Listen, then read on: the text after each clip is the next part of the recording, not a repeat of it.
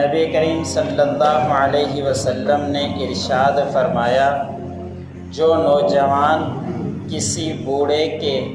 بڑی عمر ہونے کی وجہ سے اس کی عزت کرتا ہے، اللہ تعالی اس جوان کے لیے کسی کو مقرر فرما دیتا ہے جو اس کے بڑھاپے کے دور میں اس کی عزت کرتا ہے۔ حضرت عبادہ بن صامت رضی اللہ تعالی عنہ بیان کرتے ہیں کہ حضور اکرم صلی اللہ علیہ وسلم نے ارشاد فرمایا، جو ہمارے بڑوں کی عزت نہ کرے، ہمارے چھوٹوں پر شفقت نہ کرے، ہمارے علماء کا حق نہ پہچانے یعنی ان کا احترام نہ کرے، وہ میری امت میں سے نہیں۔ حضرت سلمان فارسی رضی اللہ تعالی عنہ بیان کرتے ہیں کہ حضور کریم صلی اللہ علیہ وسلم نے ارشاد فرمایا،